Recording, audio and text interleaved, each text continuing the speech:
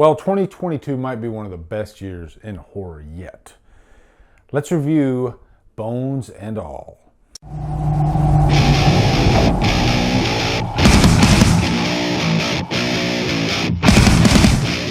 Bones and All stars Taylor Russell, Timothy Chalamet, and is directed by Luca Guadagnino.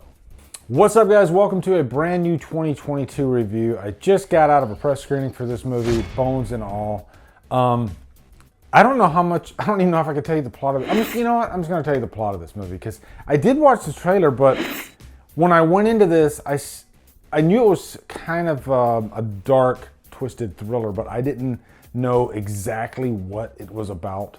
I'm assuming that maybe they give you a little bit of that in the trailer. It's been a while since I watched the trailer, but the biggest thing that made me want to watch it was Timothy Chalamet and the director, Luca Guadagnino, who directed Suspria, the Suspria remake. That is a very disturbing movie, and that's how you want to do a remake because it's really nothing like the original outside of the plot. You know, it's a director taking a property and making it his own, and that's what he did. So I was really curious to see what Luca would come up with in this movie because this is, you know, it's not a remake. It's an original property. But anyway, first off, let's give you a quick plot synopsis, and I'll just tell you exactly what it's about. It's about cannibalism. The main character, Taylor Russell, she is the daughter of this guy, and he is really just protecting her. You know, she's a cannibal. It's an affliction that only affects, like, I guess, so many people, and pretty much from birth.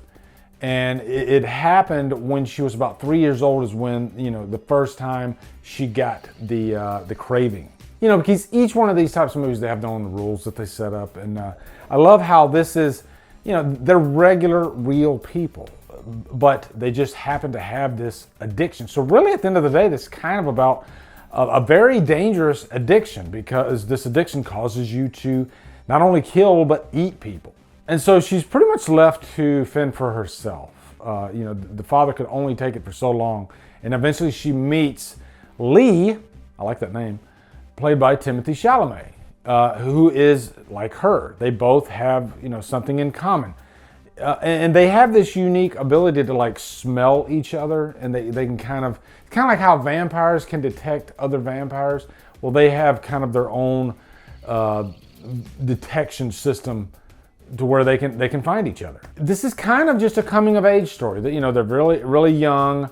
They're on the run pretty much most of the movie because every time they stop somewhere, you know, of course, this affliction takes over, and then they're on the run again. You know, and so they meet these interesting people along the way.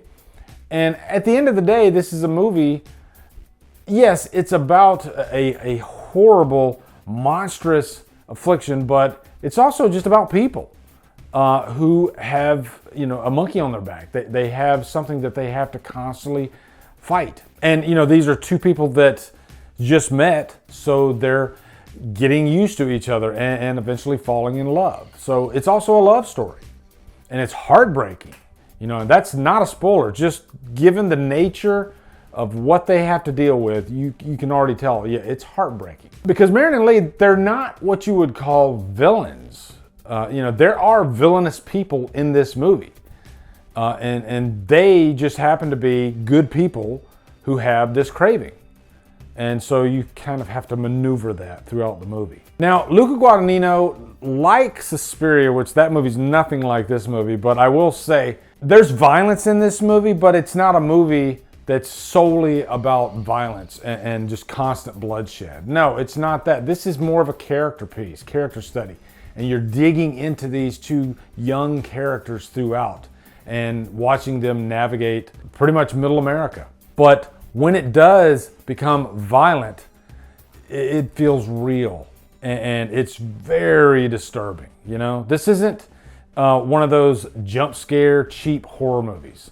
This does what movies like Night of the Living Dead, when that came out, you know, that was just a very disturbing movie. No jump scares in that movie. When the zombies in that movie bite down on people, it's like almost you can feel it. You know, same thing here. You know that it's going to happen, and it's like almost up to the second, almost up to the bite. That anticipation is really the scary thing. And this isn't one of those cliche horror movies that takes place at night. Most of this happens during the day, which kind of makes it even more disturbing. Most of the time with horror movies, it's the villainous people that are doing the horrific, scary things.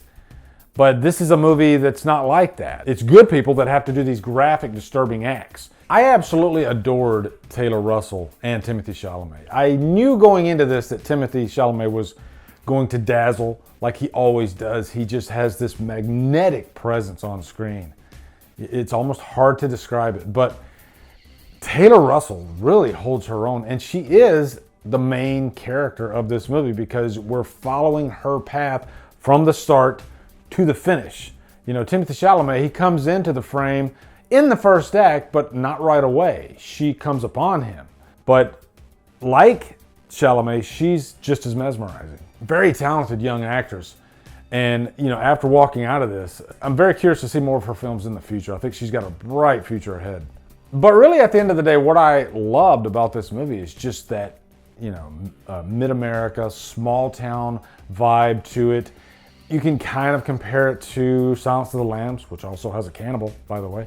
You know, because Silence of the Lambs, it didn't feel like a movie that takes place in the big city, you know. Everything about that movie was kind of small town environment. Same thing here to an even higher degree. And it's just really refreshing. And I said earlier in the review that 2022 is definitely going to be one of the better years in a while for horror. And there's just so much variety this year. Really looking forward to going back at the end of the year and doing my top 10 horror movies. I might be able to even pull out like a top 20. So maybe I even do like 2 lists just because there's so many great ones this year.